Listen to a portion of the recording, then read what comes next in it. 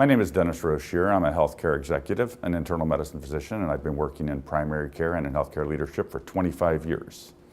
I first became acquainted with the MediSync program for coding training in about 2008. I became employed as an internal medicine physician for a local healthcare company here in the Puget Sound area called Virginia Mason. After I'd been working there for just a month or so, the manager of the clinic came to me and said, "Oh, it's time for you to do your MediSync training." And I said, "Well, what is that?" And she said, "It's a training program that we use here to ensure that our physicians know how to properly document each visit to the appropriate level of service." So I said, "Sure, I'll do that." And I went for my first training session with one of the trainers from MediSync. And after just 2 hours of training, I was kicking myself because I realized that I had been in private practice for 20 years and I had been leaving thousands of dollars on the table because I did not understand how to properly document my office visits with my patients to the highest appropriate level of service. And I was coding almost exclusively at a level 3 office visit. After the training, I realized that most of my visits actually were of a much higher level of service. And had I only known and documented appropriately, I could have been billing out at that appropriate higher level all those years. My productivity increased by 40% overnight after the very first day of training. And I went from an average of about 1.5 work RVUs per visit to 2.5 work RVUs per visit because I learned how to document the services that I had actually been rendering all along. About 6 years later, I had moved into a full-time administrative position, and I was the medical director of primary care for Renown Health. And working in collaboration with our chief financial officer, I recognized that our system, which included about 38 clinics and employed 275 physicians, was not as productive as it should have been.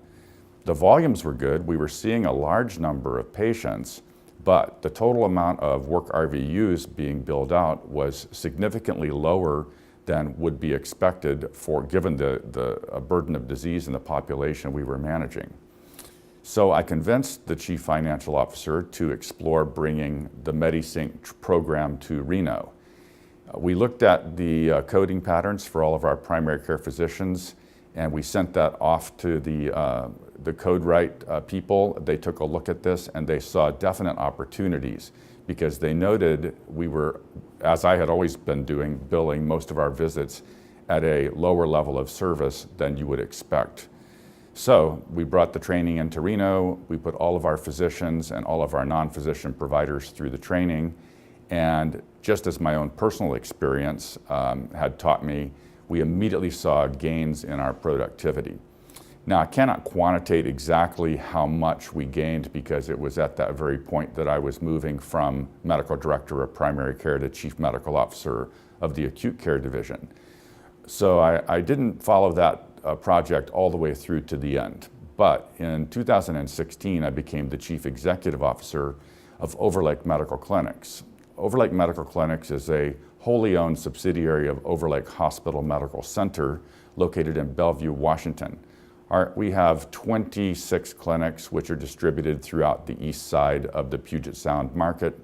We employ about 60 primary care physicians and non-physician providers and about 60 urgent care physicians and non-physician providers. We also have a number of specialists.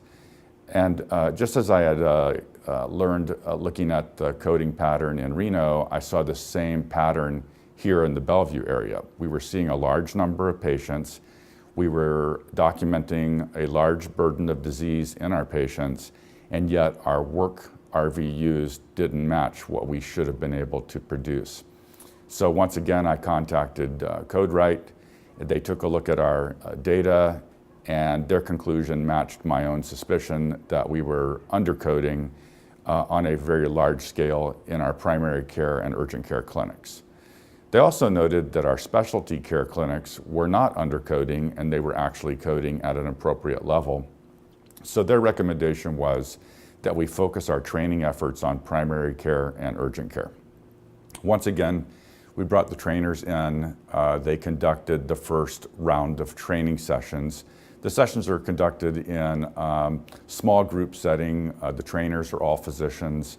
One physician trains 4 or 5 students at a time.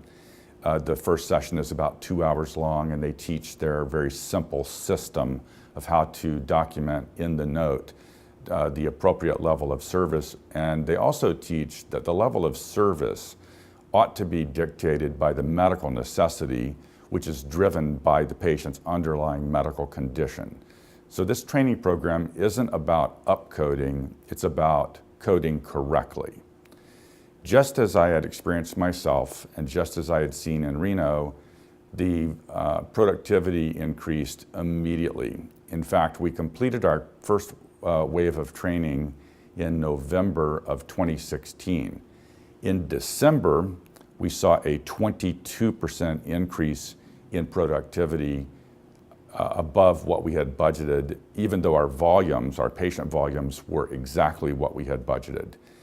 In January, we saw 18% productivity and our increase, and our productivity remained in double-digit increases for the rest of the fiscal year.